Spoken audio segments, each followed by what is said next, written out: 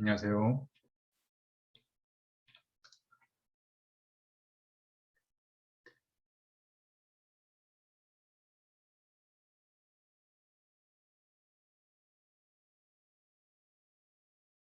목소리 들리시나요?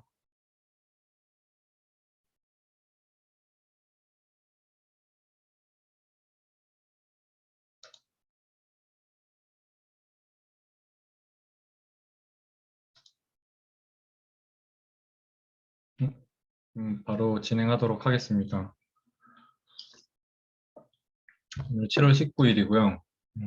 오늘은 지금 이번에 7월에 하는 기준금리 인상 관련해서 25bp가 아니고 50bp 정도의 뭔가 빅스텝과 관련된 이슈가 좀 대두되고 있는 상황이에요. 그래서 그거 한번 짚어보고, 그리고 연준의 금융정책에 대해서 한번 살펴보도록 하겠습니다. 여느 날과 똑같이 이 네 개는 확인하고 가야 되니까요. 그래서 하이힐드 스프레드 같은 경우에는 여전히 539bp로 좀 600bp 가까이 갔다가 지금 하락 추세를 하고 있는 상황인데, 그래도 여전히 500bp 이상으로 조금 높은 수준을 기록하고 있습니다. 그리고 WTI 같은 경우에는 경기 침체 우려로 계속해서 하락세를 하고 있는데, 아무래도 100달러 선에서 계속해서 놀고 있는 상황이고, 이게 지금 한 달째로 들고 왔는데 쭉 길게 늘려서 봐도 100달러하고 120달러 사이에서 놀고 있고, 경기 침체 우려 한번 반영하면서 어느 정도 이제 평균 레벨 자체가 좀 다운되면서 100달러 쪽으로 내려와 있습니다. 그래서 뭐 100달러에서 지금 계속 플러스 마이너스 10bp 좀 10달러 안에서 계속 움직이고 있는데, 뭐 딱히 큰 특이사항 없으면 그냥 요 사이에서 계속 움직일 것 같고, 이번에 사우디 갔던 것도 사실상 뭐 잘 안 됐죠, 바이든이 갔던 것도. 근데 그건 어느 정도 예상이 되던 게, 사실상 사우디 쪽에서도 늘릴 이유가 1도 없었어요.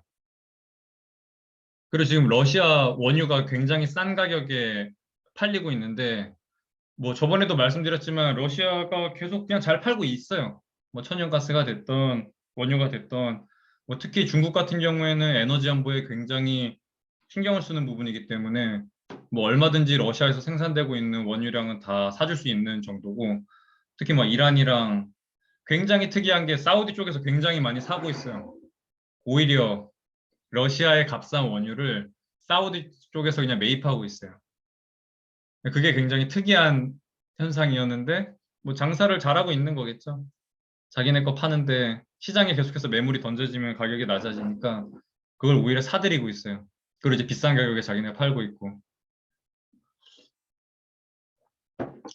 그러니까 이미 어느 정도 사우디가 저 바이든한테 딱히 그게 뭐 이렇게 옛날처럼 미국과 사우디가 그렇게 친한 상태도 아니고, 저는 그 사우디 가가지고 바이든이 그 사우디의 그 언론인 죽은 게 누구였는지 잘 기억이 안 나는데, 그걸로 되게 사이가 안 좋아졌었는데 그 사건을 또 그 뭐 왕 앞에서 또 그걸 언급을 했더라고요. 자기가 기자회견을 하면서 그 언론인 살해한 거에 대해서 언급을 했다라고 발표를 했어요. 그리고 우리가 막 되게 막 혼란스러운 상태였잖아요. 그 끝나고 그 회동 끝나고 나서 실질적으로 증산 합의가 이루어졌다고 바이든이 얘기했지만 사우디 쪽에서는 또 안 했다 그러고 이제 뉴스가 두 개가 충돌되고 있는 상황이었는데, 지금까지 봐서는 그냥 결론적으로는 증산 합의 없었던 것 같고요. 심지어 바이든이 말했던 그 뭐 50% 무슨 말도 안 돼, 50%를 뭐 증산한다는 뭐 말도 안 되는 소리를 했는데, 이거 진짜 치매가 걸린 건지 갑자기 50bp, 그러니까 50%의 증산을 한다는 게 말도 안 되는 소리인데, 일단 거기부터 좀 이상하긴 했어요. 그래서 여긴 딱히 공급이 늘 것도 없고 줄 것도 없고 해서, 심지어 이제 여름 거의 끝나가고 있는데, 점점 이제 겨울 쪽으로 다가가면 유럽이랑 특히 독일이 지금 에너지 이슈에 굉장히 민감한 상태고, 영국도 11월쯤에 에너지 상한가 푸는 걸로 해서 그쪽도 11월쯤에 굉장히 이 소비자 물가 정점을 그쪽으로 지금 보고 있어요. 오히려 연말 쪽에 가서 여전히 높은 에너지 가격 때문에 그때까지도 높을 것으로 예상한다라는 전망이 굉장히 많아요. 특히 오늘도 보면은 유럽 쪽에서 지금 러시아 제재 관련해서 좀 풀어주는 걸로 발표가 됐죠. 뭐 비료, 농산물 뭐 이런 거 수출 관련해 가지고 오히려 러시아 제재를 조금 풀고 있는 상황이에요. 그러니까 지금 어떻게 보면 유럽 쪽에서는 좀 무릎을 꿇고 있는 상황이고 미국 쪽에서는 오히려 뭐 F-15 전투기 훈련과 관련된 그 우크라 군인에 대해서 뭐 훈련하는 거 비용을 예산으로 잡아서 정책이 처리가 됐는데, 그거 보면은 좀 전쟁이 장기화될 우려가 굉장히 많고요. 전쟁이 장기화되다 보니까 유럽 쪽에서는, 예, 뭐 큰 틀에서도 계속 말씀드렸지만 사실 이 전쟁은 러시아랑 미국은 딱히 손해보는 게 없어요. 미국은 지금 LNG 수출, 천연가스 수출 1위 국가로 되었죠. 심지어 에너지 자금률도 굉장히 높고 농산물 자금률도 높고 그래서 지금 푸틴이랑 바이든은 오히려 이 전쟁 자체가 크게 나쁘지는 않고 유럽만 그냥 중간에 껴서 뭔가 정의의 사도 역할을 하다가 자기네 나라 다 망해가고 있는 딱 그런 상황입니다. 러셀 2000 같은 경우에는 제가 코스닥이랑 러셀 2000이랑 되게 비슷하게 봤던 게 이 1700을 벗어나지 못하고 있는 상황인데 이게 요번에 만약에 상승세 나와서 뚫는지 안 뚫는지 확인은 해야 될 것 같아요. 그래도 지금 뭐 1700 위에서 이 정도면 안정적으로 놀고 있는데 좋은 상태로 보입니다. 그리고 구리 가격은 특히 우리나라 지수랑 굉장히 연동이 많이 되어 있어요. 그래서 계속해서 이렇게 빠지고 있는 구리 가격 자체가 물론 경기 침체 우려 이슈도 있지만 그 와중에도 특히 코스피에 굉장히 문제가 될 것으로 보입니다. 그게 왜 그러냐면 우리나라가 이 수출 주도의 성장을 하고 있기 때문에 전체적으로 경기 침체가 왔을 때 우리나라 자체가 굉장히 이 다운사이징 되는 경우가 많아요.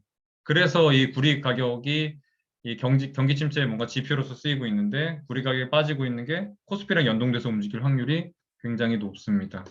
그래서 요거 빠지는 거는 뭐 경기 침체 이슈도 있지만 특히 한국에는 좀 더 취약한 부분이 있습니다.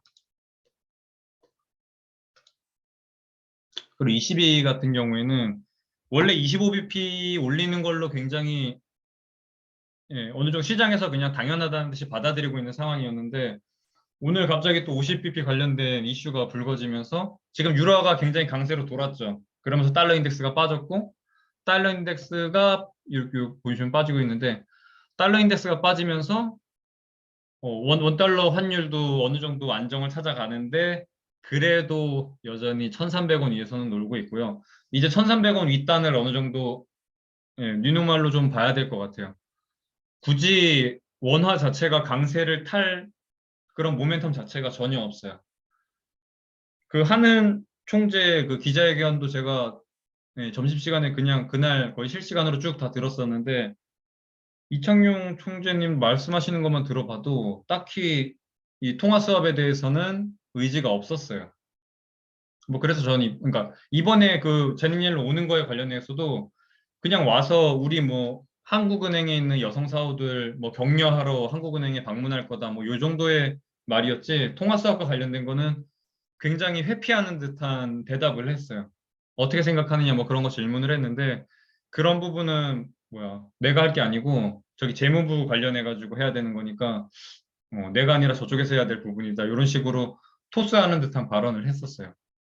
그래서 지금 1,300원 위에서 그러니까 달러 인덱스가 이렇게 빠지더라도 1,300원 단에서 노는 거는 여전히 변함없을 것으로 보입니다. 그리고 독일 국채랑 이태리 국채 스프레드 관련해 가지고 몇 번 말씀을 드렸었는데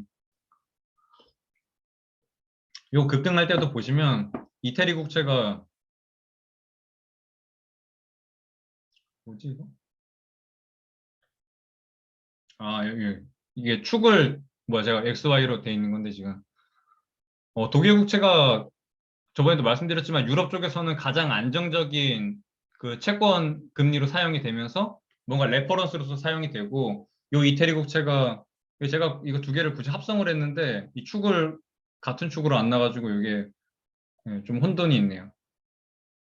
요거는 제가 다시 요 끝나고 채팅방에다 바로 제가 정리해서 올려드릴게요. 축을 하나로 만들어서. 그래서 요 스프레드 갭을 봐야 되는 건데 많이 벌어진 상태예요. 제가 이게 왜 안 벌어졌나 했는데 많이 벌어진 상태로 지금 존재하고 있고 이태리 국채 금리가 너무 뛰면서 계속해서 ECB 뭐 관련된 이 위원들이 나와서 말할 때마다 이태리 국채 산다는 말을 되게 많이 해요.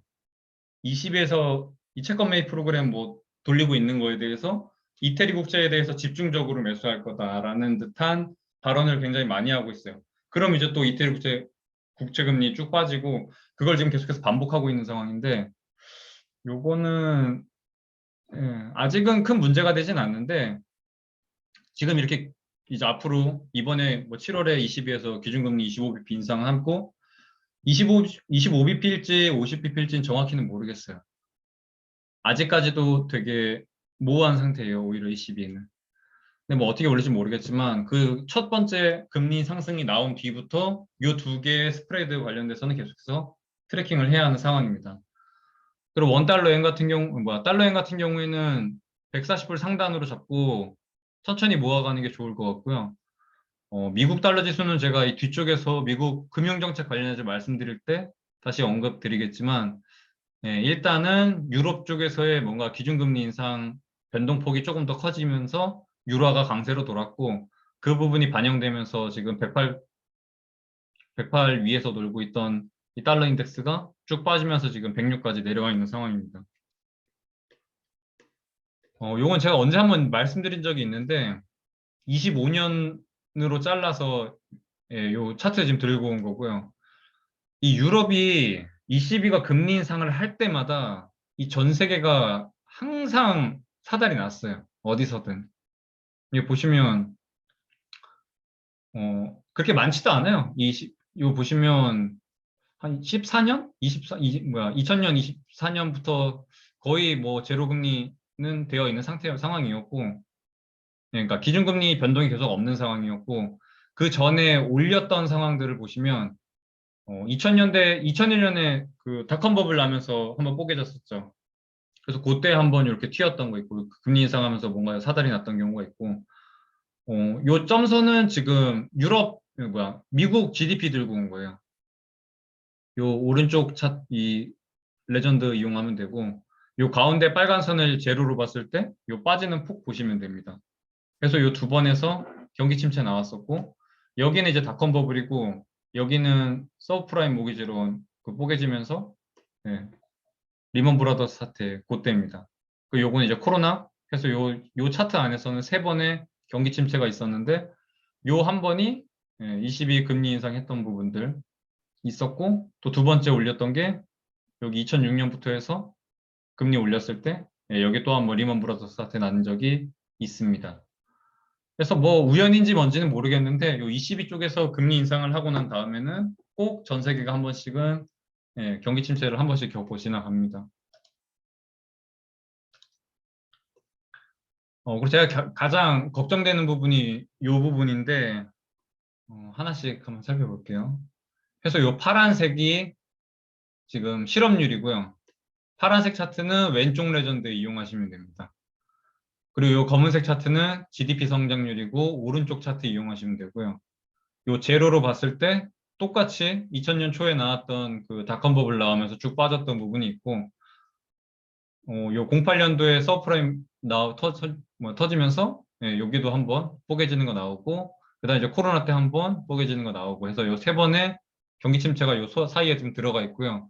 보시면 실업률이 올라가는 거랑 GDP 빠지는 거랑 완전 데칼코마니로 움직이는 걸 볼 수 있어요. 그래서 지금 보시는 것처럼 실업률 쭉 빠지다가 이때 굉장히 좋았어요. 2000년대 전까지는 미국이 굉장히 뭐 황금기라고 할 정도로 좋았었고 그게 이제 닷컴 버블로 이어졌던 거고 그래서 쭉 높은 GDP 성장률을 보이다가 이 실업률이 상승하면서 빠지는 부분이 한번 나왔고 보시면 딱 그냥 그대로 반대로 딱 움직이는 상황이에요. 그리고 요, 요 아래에 있는 거 먼저 보셔야 되는데 요 파란색이 물가 CPI고요. 요 검은색 선이 페드의 기준금리입니다. 제가 지금 결국엔 이제 필립스 곡선 또 얘기를 하려고 요걸 이 차트를 지금 들고 온 건데 요 아래쪽을 먼저 보시면 뭐 물가에 따라서 계속해서 페드의 기준금리가 움직였던 건 확인이 가능한데 주목해야 될 부분이 2010년부터 해서 2% 정도의 이 물가 상승률이 그냥 쭉 여기서 이제 그냥 플러스 마이너스 뭐 1, 2% 정도로 움직이고 있고 페드의 기준금리는 거의 뭐 제로금리까지 내려와 있는 상황으로 볼 수 있어요. 그러니까 굉장히 낮죠. 이게 0에서 25bp이기 때문에 이렇게 표시가 되는 건데 기준금리를 그냥 둔 상태에서도 물가가 오르질 않아요. 그래서 요 10년부터 해서 쭉 오는 요기를 되게 황금기라 그러는데 물가 상승은 거의 없는데 보시면 실업률 위쪽 차트에서 실업률 차트의 파란색을 보시면 실업률은 쭉 빠져요. 10년부터 20년까지 실업률은 쭉 빠지는데 물가 상승률은 유지가 됩니다. 그래서 이때부터 시작해서 이 필립스 곡선에 대한 의문을 제기하는 사람들이 굉장히 많았어요. 물가 상승 하나도 없이 실업률이 굉장히 낮아지는 걸 볼 수 있는데 이거는 제가 앞에서 말씀드렸던 그 필립스 곡선 관련된 설명 영상도 있지만 일단 레리 서머스 그 하버드대 교수님 논문에서 말하기로는 요 사이에는 뭔가 이런 생산성의 향상, 특히 이제 IT 쪽이 굉장히 발달하고 뭐 4차 산업혁명 뭐 이런 거 나오기 시작하면서 생산단에서의 이 생산력의 혁명이 일어나면서 이 노동자들의 권리가 이 고용주들에게 잘 먹히지 않는 그런 노동자의 권리 하락으로 인해서 뭔가 이런 높은 성장률임에도 불구하고 임금 인상에 대한 요청이 잘 이루어지지 않아서 그러니까 이 노동자들의 권위가 하락하면서 높은 인플레가 발생하지 않았고 그로 인해서 이 CPI가 튀지 않았다라고 그 사유를 설명하는 논문이 있어요. 그래서 그거랑 되게 유사하게 보시면 되고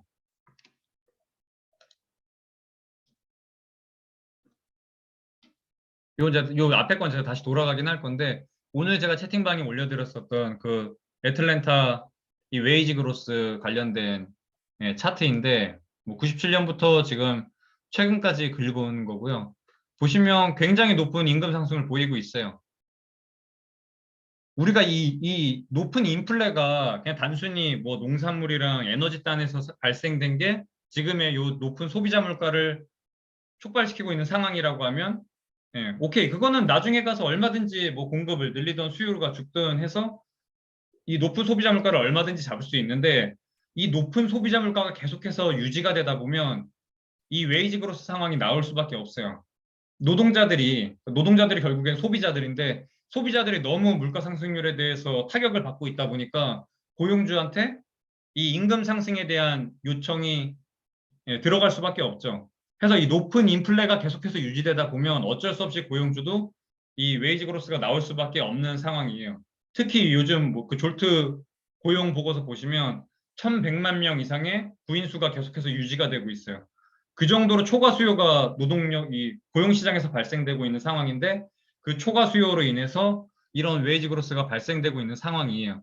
근데 특히 이 임금 상승 같은 경우에는 하방 경직성을 갖고 있기 때문에 굉장히 끈적끈적한 이 물가 상승률이어서 쉽게 내려올 수가 없어요. 그래서 요게 이렇게 올라가는 게 나오기 전에 원래 인플레이션을 잡았어야 되는 거고 이렇게 올라가지 못하게 하려고 패드가 계속해서 뭐 일시적이다, 공급망 문제다 이런 식으로 이래저래 둘러댔던 건데 결국에는 뭐 저번 달 그 9.1% 높은 소비자 물가가 올 때까지 패드가 잡지도 못했고 거짓말을 한 것도 들통났고 하면서 요 임금 상승이 결국에는 이루어지면서 이렇게 좀 높은 수치가 나오고 있는 상황이에요. 다시 돌아와서 보시면 이렇게 실업률이 낮아지면은 보통은 이 CPI가 튀게 돼 있어요. 결국엔 저 임금 상승률에 그러니까 올라갔다는 것 자체가 결국에는 이 물가 CPI 이 물건 가격에 결국엔 전이가 될 수밖에 없기 때문에 이 CPI가 올라갔어야 되는데 요 10년부터 20년 요 시기에는 물가가 2%에서 놀고 있지만 실업률은 계속해서 빠지고 있는 요 필립스 곡선이 전혀 들어맞지 않은 상황이 있었던 건 맞습니다. 근데 요 근래에 있었던 지금도 요거 보시면 이게 지금 제가 25년 잘라서 온 건데 이게 왜요? 이 파란색이 CPI 물가고 왼쪽 레전드 왼쪽 보시면 됩니다. 그래서 이게 지금 9.1%를 찍고 있는 상황인데 거의 뭐 초유의 인플레이션을 기록하고 있는 거고, 뭐 아시다시피 40년 만에 최고치를 지금 경신하고 있는 상황입니다. 그리고 요 다음 차트 여기 보시면 요 아랫단에 최근에 요 상승세 나오고 있는 게 아무래도 인플레가 피크아웃이 됐다라는 기대감 때문에 상승하고 있는 부분이 많은 것 같아요. 근데 특히 저번 주 금요일에 나왔던 미시간 그러니까 기대 인플레이션이 지금 3% 이상에서 놀고 있다가 박스권을 유지하고 있다가 지금 2.8%로 빠지면서 기대 인플레이션에 대한 피크아웃이 어느 정도 됐다라고 보면서 지금 시장 계속해서 반등하고 있는 걸로 보여지고요. 근데 제가 생각했을 때 이 2.8로 내려온 기대 인플레이션이 내려온 부분은 여러분이 이번에 피크아웃 할 거라고 생각했던 거랑 똑같습니다. 제가 봤을 때는. 실질적으로 인플레이션이 꺾인다라는 게 아니라 말 그대로 기대 인플레이션이고, 어, 여러분이 직접 본인이 왜 이번에 9월에 가면은, 그러니까 8월에 가면은 7월 CPI가 꺾일 거라고 생각했는지 한번 생각해 보시면, 무엇보다 유가랑 농산물이랑 엄청 빠졌죠, 사실. 경기 침체 우려가 7월에 초부터 대두되면서 그 두 가지 항목이 굉장히 급격하게 빠졌어요. 그러다 보니까 이 기대 인플레이션이 같이 빠진 거라고 저는 보여요. 근데 만약에 이 두 가지가 같이 또 오른다면 겨울이 가서 다시 한번 저 두 개, 농산물이랑 유가가 오른다고 하면 이거 언제든 다시 튈 수 있다고 보여지고요. 얘는 5년으로 제가 지금 잘라서 들고 온 건데 평소에는 그냥 2점 초반대를 보이고 있어요. 그리고 이게 지금 패드가 원하는 목표치로 보이고.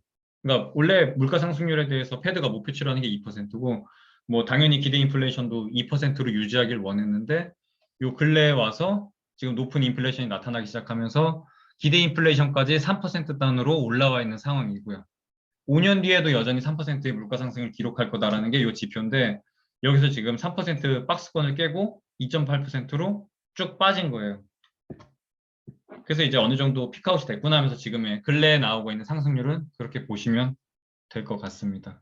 근데 요렇게 요번에 기대 인플레이션이 빠진 이유는 여러분이랑 똑같이 근래에 있었던 요 코모디티 시장이 빠지면서 그러니까 그건 이제 가시적으로 바로바로 보이잖아요. 유가 빠졌네. 당연히 그건 선물이기 때문에 뭐 현장 그러니까 실질적으로 바로바로 반영이 되는 건 아닌데 농산물이든 뭐 유가든 다 선물이니까. 그래도 일단 이런 소비자 개인들이 보기에 볼 수 있는 지표 중에서 가장 가시적으로 보기 좋은 게 그 두 가지 항목이 뭐 앞에 뭐 구리단도 보시면 아시겠지만 이 금속 관련된 부분들도 굉장히 원자재단에서 애초에 가격 자체가 많이 빠졌어요 근래. 그래서 그걸 소비자들도 보고 아마 이 기대 인플레이션이 빠진 걸로 보이는데 요거는 언제든지 튈 수 있는 부분으로 보여집니다. 그래서 여기 보시면 제가 이 맨날 말하고 있는 이 기준금리 뭐야 실업률이랑 이 경기 침체 관련돼 가지고 물가를 잡으려면 기준금리를 빡세게 올려야 되고 그럼 실업률이 올라갈 수밖에 없어요. 이 필립스 곡선 자체가 지금 물가 상승률이 굉장히 높은 상태에서 그러니까 실업률이 굉장히 낮죠. 지금 3.6%면 거의 자연 실업률 가까이 내려와 있는 거고 실업률이 너무 낮다는 게 문제예요. 지금 애초에. 너무 낮은 실업률 자체가 문제인데 앞으로 이 실업률이 올라가게 되었을 경우에 이 패드의 기준금리가 점점 더 긴축으로 돌아서면서 이제 실물 경제에 타격을 주기 시작할 텐데 뭐 당장도 지금 뭐 마이크로소프트든 뭐 알파벳이든 메타든 테슬라든 다 요즘에 보시면 이 고용단에서 감원하는 부분도 있고 그러니까 적극적으로 이제 고용 축소라는 건 감원이고 뭐 하다못해 이제 신규 채용에 대해서 조금 미룬다던가 규모를 축소한다던가 하는 발표는 계속해서 나오고 있죠.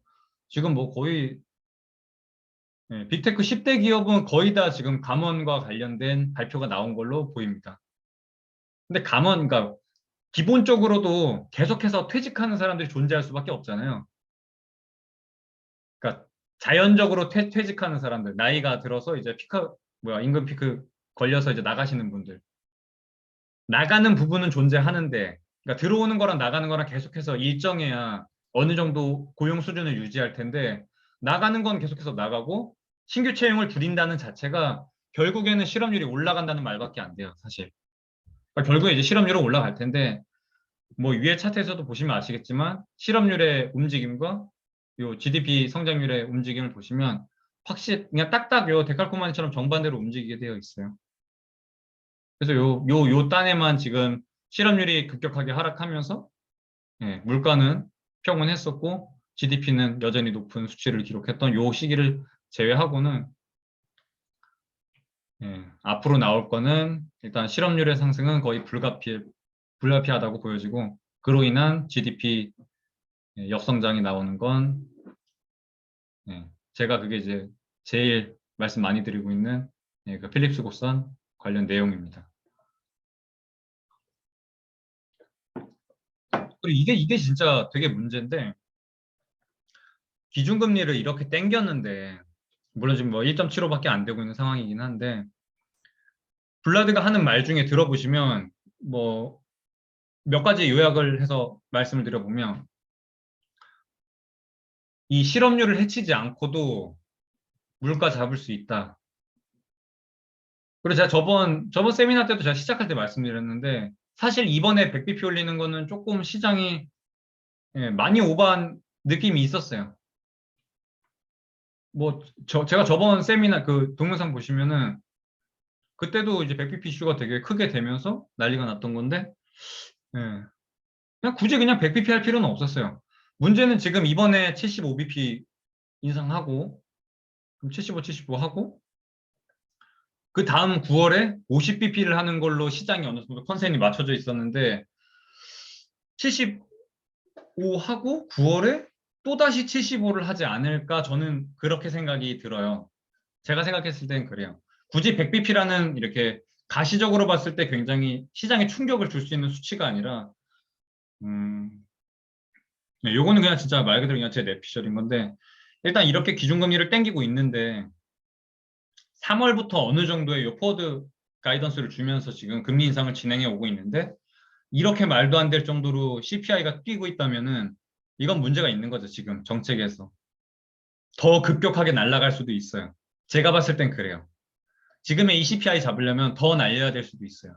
실업률 죽이는 거 감소하면서. 그러니까 결국에는 실업률이 뭐, 이게 뭐 결과니 원인이니 불명확한데 기준금리를 올려서 저 실업률이 죽는 건지, 실업률이 뭐 죽는 거를 감수하면서 기준금리를 올리는 건지, 예. 뭐 아무튼 둘 다 똑같은 말은 패드가 이 실업률이 올라가는 거에 대해서 충분히 감내할 거라고 제가 지금 말씀드리고 싶은 거예요. 이 기준금리를 올리다가 실업률이 죽는 걸 보고 아이고 이거 기준금리 못 올리겠네 하는 게 아니라 실업률이 계속해서 상승하는 거에 대해서 기준금리 올리는 정책을 고수할 것 같아서 지금 말씀드리는 겁니다. 뭐 다시 돌아와서 블라드 말 들어보면 그 실업률을 유지하면서 인플레이션만 잡겠다는 거는 그냥 말도 안 돼요. 그냥 그건 제가 뭐 예견하고 뭐 그런 문제가 아니라 뭐 두 마리 토끼를 다 잡겠다는 건데 그런 거는 없어요. 능력의 문제죠, 능력의 문제. 얘가 이렇게 하겠다, 저렇게 하겠다. 음. 그러니까 걔 의지에 대한 문제가, 패드의 의지에 대한 문제를 예견을 하고 있는 게 아니라 못해요. 패드가 그럴 능력이 없습니다. 낮은 실업률을 유지하면서 물가를 잡는 그런 건 없어요. 지금까지 해온 것만 보셔도 아시겠지만 올해 연초부터 이렇게 긴축으로 돌려서 지금 7월까지 왔는데 3월부터 해서 그럼 벌써 한 분기가 넘었죠. 그럼 이제 기준금리 인상과 관련된 어느 정도의 이 인플레이션 하락이 눈앞에 보였어야 되는데 지금 하나도 없었죠. 그게 문제라는 거예요. 패드의 이 무능력은 충분히 보여주고 있는 상황이고 그럼 앞으로에 대해서 이제 블라드가 또 얘기한 게 있는데 블라드가 얘기한 거는 올해 4%예요. 그럼 이게 안 맞아요. 우리가 지금 생각했던 자빅베베, 자이언트 빅스텝, 베이비 스텝, 베이비 스텝 가는 게 안 맞아요, 그러면. 400bp, 올해 400bp를 목표로 한다고 블라드가 얘기했는데 안 맞아요, 그게. 그러니까 중간에 한 번은 뭔가 8월에 긴급 이 연준 회의가 그러니까 다시 뭐 새롭게 뭐 열든가 아니면 우리가 지금 예상하고 있는 이 기준금리 인상 단보다 한 두 번 정도는 더 50bp 정도는 더 높게 기준금리를 한 번은 올려야 400bp까지 맞출 수 있는 상황이에요. 근데 사람들이 요 400bp라는 거에는 집중을 안 하는데 뭐 경제가 좋다라던가 고용시장이 좋다라던가 고용시장 해치지 않고 인플레이션 잡을 수 있다라던가 그런 부분에는 지금 굉장히 초점을 많이 맞추고 있는데 사실 제가 봤을 때 가장 되게 무서웠던 부분은 블라드가 말했던 올해 목표 기준금리가 400bp라는 거. 그러니까 더 올리겠다는 거예요. 더 땡겨 올린다고 하면 그래도 다행인 건 실업률이 후행 지표이기 때문에 이거 한참 지나서 나온단 말이에요. 이 기준금리 올리고 나서. 그래서 어느 정도 명분도 있을 거고 기준금리 올리다가 설령 브레이크를 밟더라도 이미 한 분기 정도는 지난 다음에 그러니까 기준금리 뭐 이 FOMC 2번 정도는 지난 다음에야 실업률이 뽀개지는 게 나오면서 뭐 기준금리 못 올리겠다 이런 말이 나오기 시작할 거예요. 그래서 제가 우려하고 있는 부분은 더 빠른 긴축이 나오지 않을까 싶어요. 더 빠른 긴축이 나오면 실업률이 꺾일 거고 실업률 부러지기 시작하면 GDP는 자연스럽게 돌아설 거예요. 그래서 이걸 대비를 해야 된다는 거예요. 고용단이 지금 부러지고 있는 거를 미리미리 알아야 된다고 제가 말씀드리고 싶은 거예요. 그 경각심을 가지라고. 그 뉴스들 나오는 거 하나하나 흘리지 말고 다 자세히 보셔야 돼요. 오늘도 그 애플 이 채용 계획 관련해 가지고 축소한다는 부분 나왔더니 어제 장 갑자기 음전하면서 빠졌었잖아요. 그게 그렇게 큰 기업이 최전선에 있는 이 빅테크가 하나가 그렇게 축소하기 시작한다는 거는 거기에 딸려 있는 모든 하청 계열사들의 물량이 준다고 보시면 돼요. 그럼 자연스럽게 이 물가 상승률이래. 이 실업률이 올라갈 수밖에 없어요. 그 단지 애플 하나가 축소하는 게 아니라 애플이 축소하고 있다는 말 자체가 그 아래에 있는 모든 하청업체의 실업률이 올라간다고 보시면 됩니다. 뭐 당연히 물량이 빠지니까 사람이 들 필요하겠죠. 되게 자연스러운 논리예요. 그래서 그런 큰 기업들이 고용 축소한다는 거에 대해서 항상 귀를 기울이시고 자료를 조금 모아 놓으세요. 그리고 이 부분은 이게 근래에 나왔죠. 소매 판매가. 그 소매 판매가 한 1% 정도 전달 대비해서 올라간 걸로 나왔는데 뭐 당연히 인플레이션 상승률 고려하면 꺾였죠, 오히려. 1.2%인가 그랬으니까. 이게 명목 소매 판매예요. 명목 소매 판매. 여전히 견조하다. 아직도 이 시장 경제 자체를 지금 실물 경제를 좋게 보는 사람들은 이 소매단이 여전히 견조하기 때문에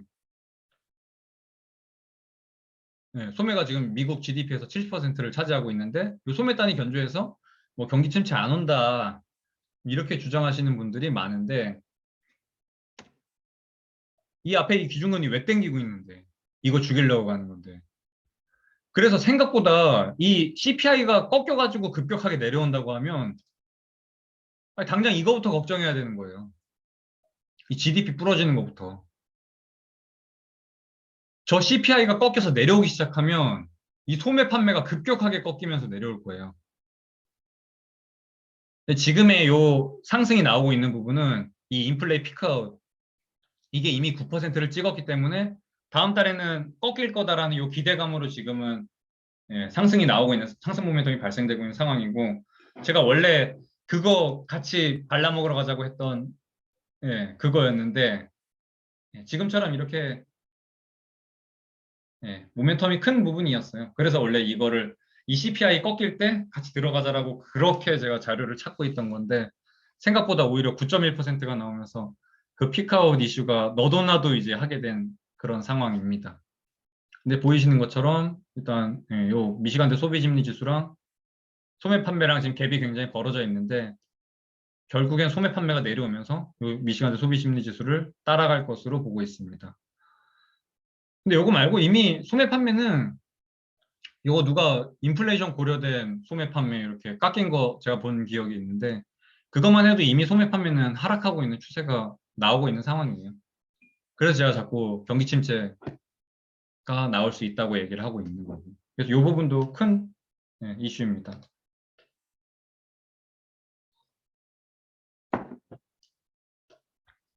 우리 향후에 우리가 이제 봐야 되는 요 체크리스트는 요거 이제 그냥 앞으로 요거 그냥 제가 내비둘게요. 이 장표는 항상 제가 마지막에 끼워 넣도록 할게요. 우선 3분기에 역실적 장세가 나올 것으로 거의 다 예견을 하고 있죠. 2분기까지는 어닝 괜찮다. 2분기까지는 괜찮은데 3분기 컨센이 안 좋을 것 같아서 요번에 지금 저희 인버스 홀딩하고 있는 상태고요. 그러니까 2분기까지는 괜찮은데 3분기부터 부러지는 게 문제고 실질적으로 3분기에 넘어가면 예, 아마 실적이 안 좋을 것으로 지금 생각이 되고 있습니다. 근데 그 중에 가장 큰 이유 중에 하나가 이 부의 효과. 이게 1분기, 2분기에 굉장히 자산시장의 하락이 나타나면서 예전에는 이제 부의 효과 때문에 굉장히 씀씀이가 좋았고 소매 판매가 높게 나오던 부분들이 그러니까 소비가 견조했던 부분이 이번에 이제 1, 2분기에 자산시장의 하락이 나타나면서 예, 아무래도 부의 효과가 빠지기 시작하는 역부의 효과가 발생되면서 실적이 굉장히 안 좋을 것으로 생각이 되고요. 특히 1분기랑 2분기에 굉장히 높은 수준을 그 EPS를 받쳐주던 요 에너지주들이 최근에 있었던 이 경기 침체 우려로 인한 유가 하락이랑 금속 하락 뭐 이런 것 때문에 이 원자재단에서 지금 발생되고 있는 이 가격의 급격한 하락으로 인해서 이 에너지주가 1, 2분기에 굉장히 실적을 많이 받쳐줬는데 이게 빠지기 시작하면 3분기에는 여러 가지로 이 실적이 부러지는 부분이 겹겹이 쌓여 있어요, 지금은. 그래서 요거 하나, 역실적 장세 하나 생각하셔야 되고, 유동성 축소는 제가 저번 시간에 쭉 이제 길게 설명을 드렸던 그 부분인데, 일단 장단기 금리가 역전되어 있는데, 여전히 20bp 정도 역전이 되어 있고요. 요 앞단에서 말씀드렸던 기준금리를 급격하게 올리는 부분, 그거 이제 그러니까 더 땡기는 부분. 블라드가 말한 것처럼 진짜 400bp까지 올리기 시작하면 3개월물도 이제는 10년물보다 오히려 높을 거예요. 그들이 말하던 10년물과 2년물 말고 3개월물이랑 봐야 됩니다라고 말하던 그 주장마저도 굴복시키는 게 조만간 나오지 않을까 생각이 됩니다. 근데 일단은 2분기랑 2년물, 10년물만 봐도 일단 장단기 금리가 역전되어 있는데 이 부분은 이 전전 시간에 말했던 은행의 역할을 굉장히 축소시켜서 통화 승수가 쭉 축소가 되면서 유동성이 이제 은행으로 돌아가기 시작할 거예요. 그리고 하이힐드 스프레드 같은 경우에는 이 회사들이 이제 산업단에서 자금 조달하는 비용이 굉장히 늘었다는 얘기인데 이 부분 또한 기업들이 이제 자금 조달을 하는 데 있어서 많이 어려움을 겪을 거예요. 이러면 CB 발행이랑 유상증자 관련돼 가지고 뭐 계속해서 이슈가 이제 나올 수 있습니다. 뭐 전환사채 발행 이런 거 나오는 거 다 이 기업단에서 발생되고 있는 이 자금 조달 문제라고 보시면 될 것 같아요. 그리고 지금 자산시장 중에서 채권, 주식시장 같은 경우에는 이제 큰 조정을 받았죠. 물론 지금 주식 같은 경우에 다시 큰 반등이 오고 있는 상황인데 채권 시장도 많이 빠졌죠. 여기도 한 20% 가까이 빠졌는데 채권인데 다른 것도 아니고 채권인데 20%면 굉장히 이제 거의 뭐 대학살이었고 이 두 시장은 다 조정을 받았는데 그때도 말씀드렸지만 사실 미국의 부동산 시장은 크게 침체가 오기는 좀 어렵고 근데 대한민국은 보시면 기준금리 올리면 올릴 때마다 집값 굉장히 눈에 띄게 빠지고 있죠, 지금. 사실상. 네, 그게 이제 미국 부동산이랑 뭐 제가 이거는 뭐 올해 연초부터도 계속 말씀드렸던 부분인데 미국의 부동산 시장이랑 우리나라 부동산 시장이랑은 진짜 천지 차이예요. 그래서 뭐 미국의 부동산 시장 같은 경우에는 냉각이 막 급속도로 오긴 어렵고 근데 한국은 이미 급속도로 왔고 거기에 근데 여기에 이제 기준금리 인상 계속해서 단행한다고 하면 더 빨리 올 것으로 보이고요. 그래서 아직 요 부동산 시장이 냉각되는 게 뭐 오늘도 보면 뭐 신규 주택 착공 건수 뭐 이런 거 보시면 계속해서 축소되고 있어요. 그건 이제 몇 달 전부터도 계속해서 나오고 있는 부분이었고 저 모기지 금리가 저렇게 높으면 그 신규 주택이 그렇게 늘 수가 없어요. 그래서 요 부동산 시장의 냉각이 나와야 돼요. 이게 나와야 뭐 PC도 빠질 부분이 생기는 건데 아직 요 부분이 나오지 않았어요. 이 이슈가 대두가 되지 않았어요. 네 번째는 페드의 이 과도한 금리 인상. 당장은 7월에는 아마 그냥 75bp 할 것으로 생각이 되고요. 거의 뭐 90% 정도는 75bp로 보이고 9월에 이제 50bp로 우리가 예상을 하고 있었는데 이번에 75 하면은 9월에 75 하지 않을까 싶어요. 그럼 거의 뭐 조삼모사처럼 그냥 100bp, 50bp나 뭐 75, 75나 뭐 똑같은 얘기인데 어, 예, 이 속도를 아마 땡기지 않을까 싶습니다. 그 요거는 원래 페드가 항상 요 11월이나 12월에 가서 이 뭐 부채 한도 증액 관련돼 가지고 항상 이슈가 발생돼요. 이 부분은. 근데 예, 특히나 이번에는 중간 선거가 껴있는 해고 이번 11월 중간 선거에서는 민주당 패배가 거의 확실시되고 있어요. 근데 상원이 50대 50으로 민주당이랑 공화당이랑 50대 50으로 딱 갈라먹어서 캐스팅 보트를 민주당이 지고 있기 때문에 예, 그 부통령 때문에 그래서 그냥 50대 50이면은 민주당이 승리고 이제 그걸 막을 수 있는 거는 필리버스터 공화당 쪽에서 사용하면 막을 수 있는 거고 예, 뭐 요거 이 의회 관련돼 가지고 제가 나중에 다시 한번 똑바로 장표 만들어서 설명을 드릴게요. 그때쯤 가서. 아무튼 이렇게 정치적 리스크가 커지게 되면 지금은 블루웨이브여서 하원은 뭐 완전 민주당 장악이고 상원도 50대 50이지만 아까 설명드린 것처럼 캐스팅 보트를 민주당 쪽이 쥐고 있기 때문에 결국엔 블루웨이브가 대통령까지 딱 완성이 된 상태인데 여기서 만약에 상원에서 의석 뺏겨서 공화당 쪽으로 넘어간다고 하면 미국은 양원제이기 때문에 뭐 하나 하원에서 통과시켜도 상원에 와서 조금의 수정이라도 발생되면 다시 하원으로 돌려버려서 다시 승인을 받아야 돼요. 그래서 굉장히 이 상원과 하원을 같은 법안 가지고 계속해서 이 수정이 계속해서 이루어지게 되는데 만약에 저게 상원이 공화당으로 넘어가게 되면 진짜 말 그대로 지금 이 바이든 정부가 그냥 식물 정부가 될 거예요. 근데 벌써부터 지금 취임한 지 얼마나 됐다고 벌써부터 식물 정부 되기 시작하면 답도 없습니다. 근래 50대 50인데 이 바이든이 하려고 했던 계속 이 정책이 못 넘어갔던 이유는 그 민주당 쪽에 있는 조맨친이랑 시네마 이 두 위원이 계속해서 반대를 많이 했어요. 그래서 공화당 성격을 많이 가지고 있는 민주당 소속의 위원이 2명이 있습니다. 그래서 그것 때문에 잘 안 넘어갔었는데 심지어 아예 의석을 뺏겨서 과반수를 포기하게 되면은 예, 이 부분이 굉장히 클 거예요. 이거 지금은 이슈가 많이 안 되는 부분인데 이 정치적 리스크가 11월에 가서 만약에 이거 민주당 패배해가지고 커지기 시작하면 이거 주식시장이 엄청난 하락 압력이에요. 이건 꼭 기억하셔야 됩니다. 뭐 당연히 제가 이때쯤 가면 다시 설명을 드리겠지만 먼저 기억은 하셔야 됩니다. 그래서 오늘 40분 했는데 여기까지고요. 혹시 뭐 궁금하신 거 있으십니까? 질문 있으십니까?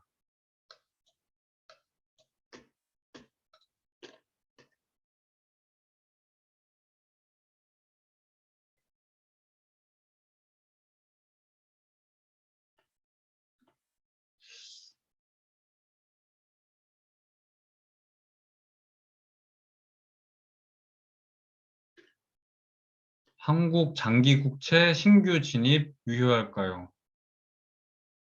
일단 장기 국채 같은 경우에는 제가 요 지금 더 올릴 수 있는 부분들 이 뭐 3.5%에서 멈출 거라고 생각하는 사람이 지금 되게 많고 오히려 3.5%에서 이 금리 인하에 대한 얘기도 많이 나오고 있죠. 이 지금 제가 봤을 때 패드가 굉장히 실기하고 있는 부분 중에 하나가 요즘 포워드 가이던스라는 말 많이 들어보셨죠? 포워드 가이던스.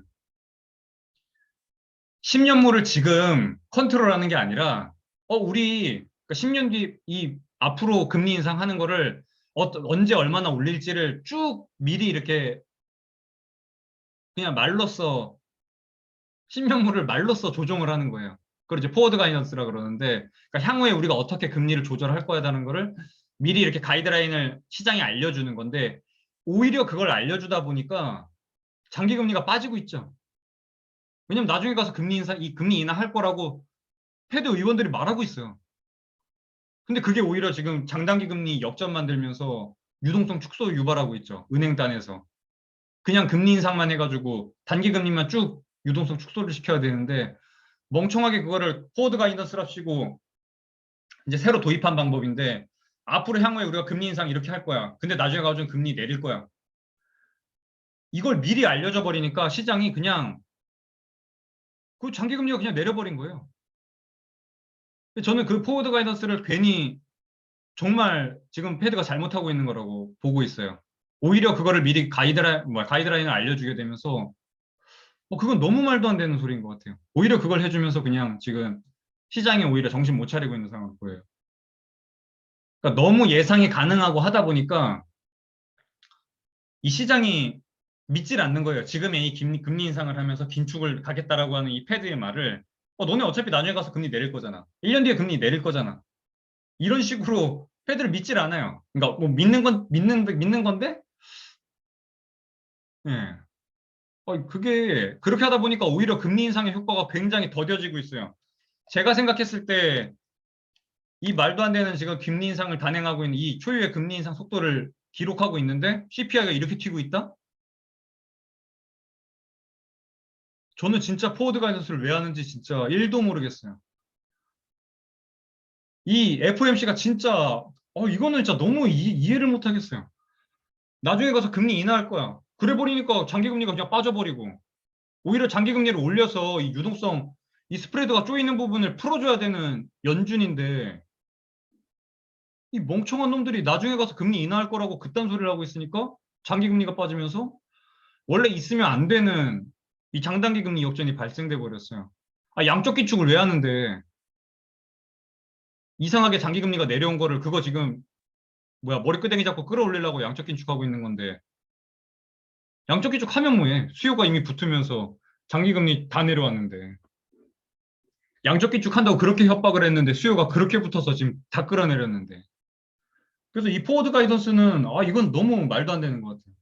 이게 너무 말도 안 되다 보니까 CPI가 계속해서 안 잡히고 저는 이거 계속해서 올릴 것 같아요. 이 기준금리 올리는 부분이 속도 조절이 안 될 것 같아서 우리나라 국채 같은 경우에도 조금 더 지켜보는 게 좋을 것 같아요. 뭐 당연히 경기 침체 우려가 나오면 나올수록 장기 국채 금리가 빠지긴 할 텐데 지금보다는 일단 이 75bp인지 100bp인지 FOMC 이번 FOMC까지 확인을 하시고요. 예, 제가 생각했을 때 이거 그러니까 패드가 이렇게 해야 한다라고 말하는 거랑 실질적으로 그렇게 하는 거랑은 조금 다른 얘기예요. 그러니까 제가 만약에 패드라면은 한번 시장을 놀래킬 것 같은데 실질적으로 패드는 그런 정치적 이슈도 있고 중간 선거도 있고 결국에 파월도 저기 청문회 가가지고 뭐가지 잘리니 많이 막 그러고 있는 그런 정치적 입지가 있기 때문에 그렇게는 못할 것 같긴 한데 제가 생각했을 때는 한 번은 그 포워드 가이던스를 어느 정도 이 시장의 신뢰를 한번 부셔줄 필요가 있어요. 시장을 한번 놀래킬 필요가 있어요. 그래야 이 인플레이션 잡을 것으로 보여요.